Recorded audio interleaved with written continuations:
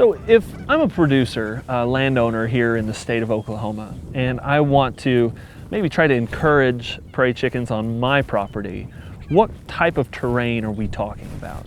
We're mostly talking about this mixed and short grass prairie, and you need a little bit of a diversity. These shrublands like sand sagebrush and shinnery oak are good habitat. The mixed grass prairie, you want some areas like behind us on this elevated hill that have very low vegetation. That's where the leks will be, but you also want some nice nest cover in the form of grass or shrubs. So you have to be careful about not overstocking all of your ranch. And the main thing is having some periodic fire or clipping a cedar, because the cedar is a big deterrent for prairie chickens. And why is that?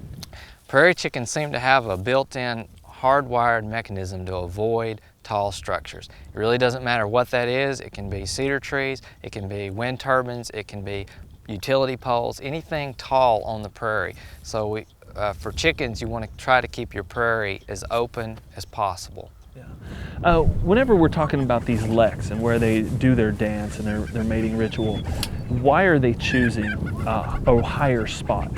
It's so that they can be seen and so that they can see predators. So they choose these high spots so that females can hear them and see them, and they want low vegetation so that they can be seen, but also they can see predators because prairie falcon is one of the main predators out here, and the prairie falcons are always looking for these birds.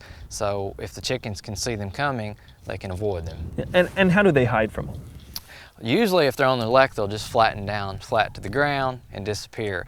Or if they get really spooked, they might jump off into some taller cover. So they do like some tall, dense cover grass nearby. Yeah. Is it possible to coax the prairie chickens onto your property if you traditionally haven't had them there? It's possible, but generally if you don't have chickens, there's a pretty good reason, and it's probably that the landscape around you is highly fragmented. The main thing is just to try to work with what we've got and try to do a good job managing rangelands where there are still chickens. Yeah, and hopefully you can multiply the population, because the population isn't very big. That's right, it's very small, and the main thing I would encourage landowners to do that are interested in prairie chickens is to look at their cedar cover. That's the simplest thing that they can do to fix the problem, and talk to groups like NRCS or U.S. Fish and Wildlife Service about getting some cost share help to remove cedar. And another thing they can do is install fence marker. Now, Dwayne, I've seen these tags all over fences, all up and down the roads here. What are they exactly? Well, they're basically just simple pieces of vinyl siding like you would have on your house. And the guys at the Sutton Avian Research Center determined that fence strikes are a really big mortality factor for prairie chickens in Oklahoma. Now, what do you mean, fence strikes? Well, the birds actually fly into the barbed wire and injure themselves, break a wing or cut themselves open, and either are killed directly or become injured, and a predator is able to take them out later.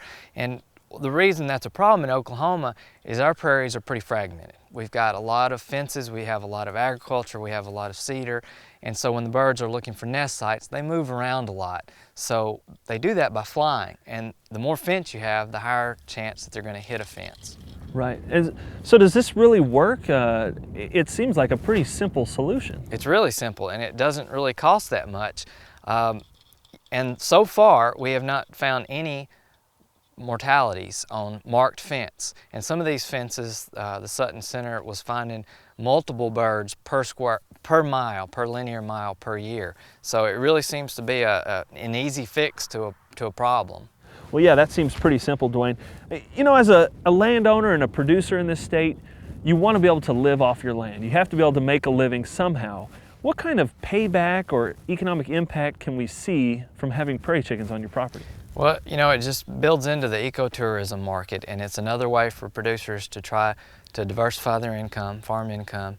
And it is big business, and a lot of producers in Oklahoma have not capitalized on that market, but they're increasingly doing so.